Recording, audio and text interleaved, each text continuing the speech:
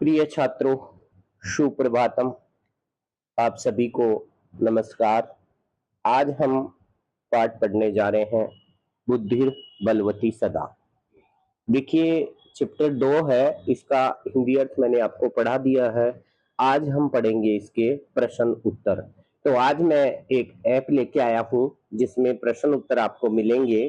प्रश्न के साथ उत्तर भी मिलेंगे। मेरा कार्य केवल आपको इनका हिंदी अर्थ या इनको समझाने का रहेगा। बाकी आप इसे देख करके प्रश्नों के उत्तर पुस्तक में कर सकते हैं।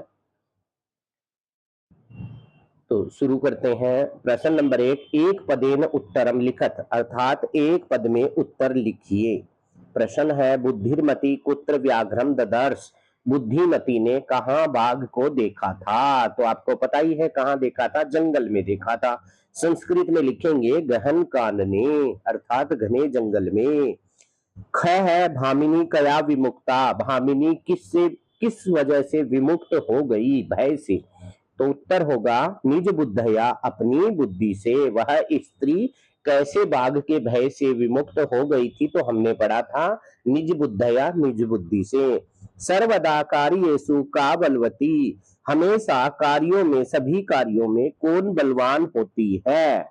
उत्तर होगा बुद्धि ही। बुद्धि हमेशा सभी कार्यों में बलवान होती है।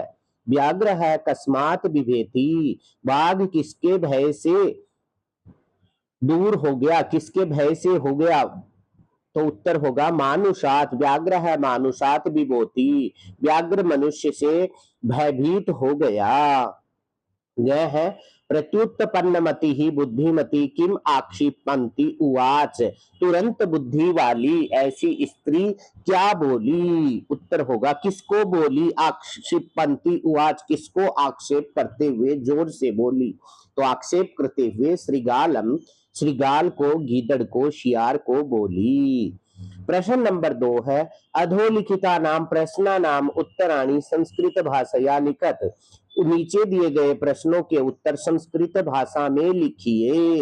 अर्थात इन प्रश्नों के उत्तर एक पंक्ति में दीजिए। बुद्धिमती केन उपेता पितु गृहम प्रति चलिता, तो बुद्धिमती किसको लेकर के पिता के घर की, पितु हम प्रति चलिता, पिता के घर की तरफ चली। तो इसका उत्तर है ऐसे का ऐसा। देखिए, केन की जगह हम चेंज करेंगे, बाकी ऐसे का ऐसा लिखेंगे। बुद्धिमती केन की जगह पुत्र द्वय उपेता, गृहम पुत्र द्वय उपेता, पितृगृहम प्रति चलिता।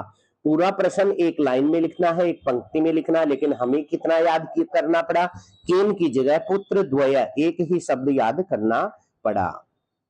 है व्याघ्र किम विचार्य पलायिता है, बाघ ने क्या सोच करके पलायन किया?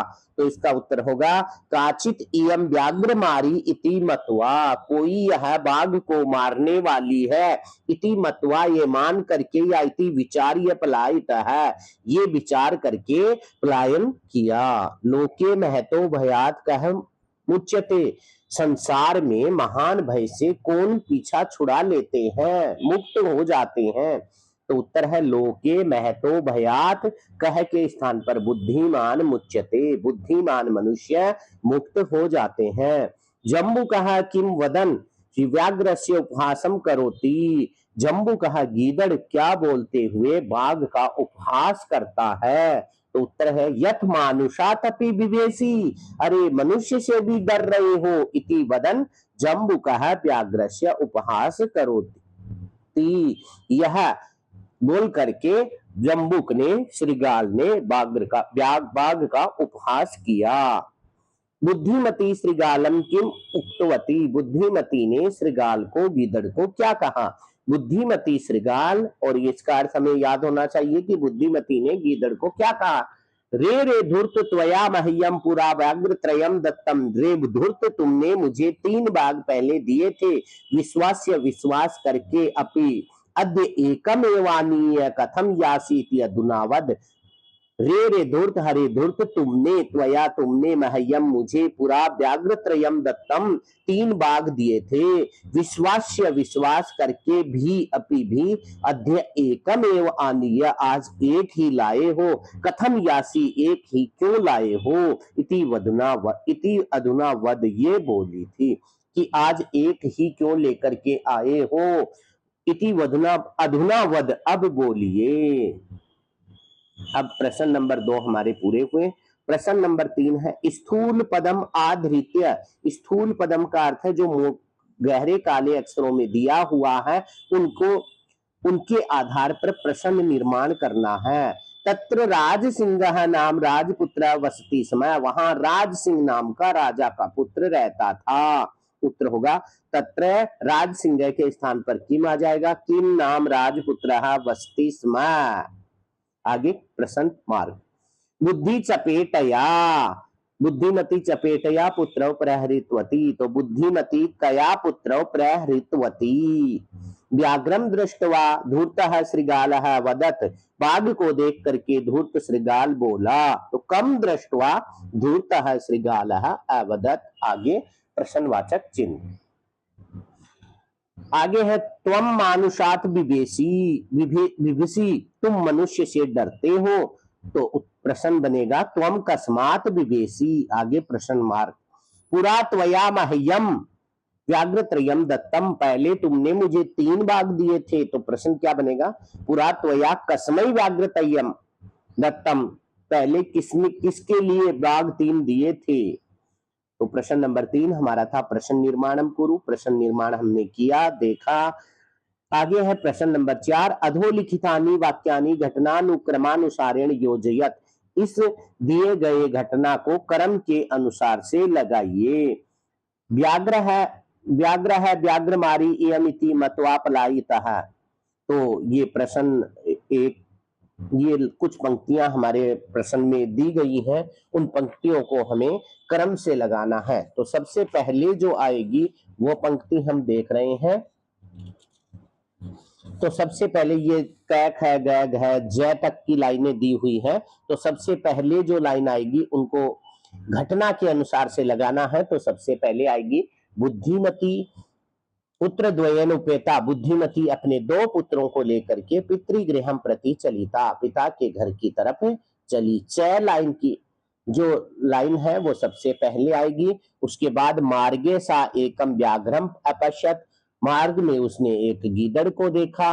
उसके बाद आएगा व्याघ्रम दृष्टवा सा पुत्रौ ताड़यन्ति उवाच, बाघ को देख करके व्याघ्रम दृष्टवा, हाँ सबसे पहले ये आएगी बुद्धिमती पुत्रेन द्वयोपेता पितृगृहम चलिता, मार्गे सा एकम व्याघ्रम अपश्यत। उसके बाद व्याघ्रम दृष्टवा सा पुत्रौ ताड़यन्ति, बाघ को देख करके वो पुत्रों को जोर से वाच ताड़यन्ति, जोर से ऐसे दहाड़ती हुई बोली, आज एक ही बाघ को तुम खाओ।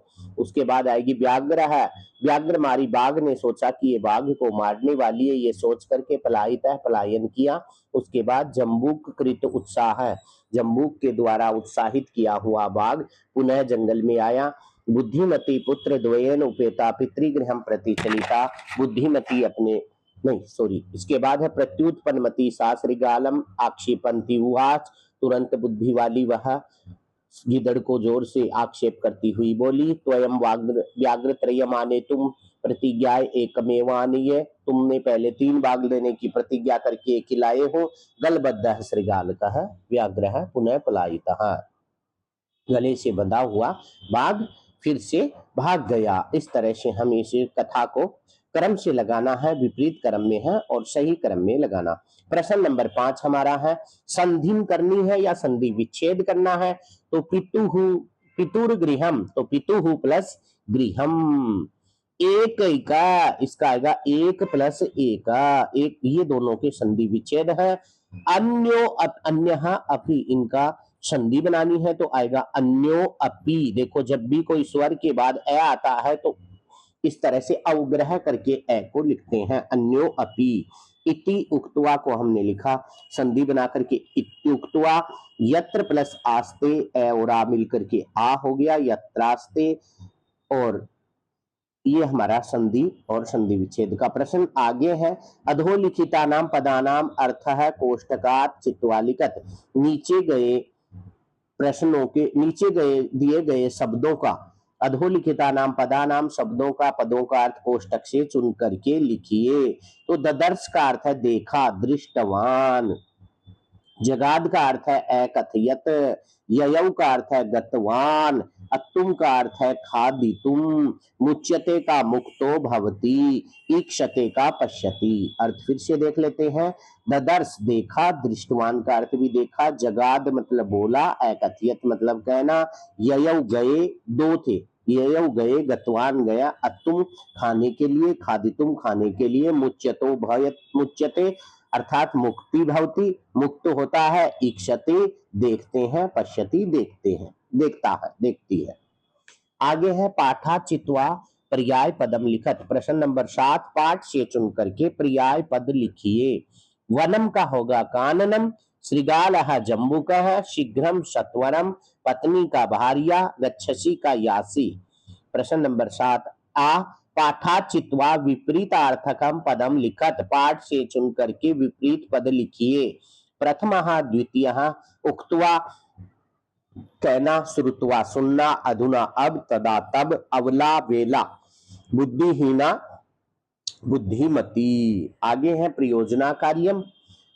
बुद्धिमतया स्थाने आत्मानं परिकल्प्य तद भावना स्वभाषया लिखत। इसको अपनी भाषा में लिखना है। ये प्रश्न अंतिम प्रश्न है और इस प्रश्न को करने की आवश्यकता नहीं है। तो प्रिय छात्रों, आज हमने पाठ 2 बुद्धि बलवती सदा इसके प्रश्न उत्तर करवाए हैं। आशा है कि आज का जो मैं लेकर के आया हूं इससे आपको आसानी रहेगी प्रश्नों के उत्तर लिखने में। आप उत्तर भी साथ देख रहे हैं और मेरे साथ प्रश्नों के उत्तरों को समझ रहे हैं। मिलते हैं अगले पाठ 3 के प्रश्न उत्तर के साथ।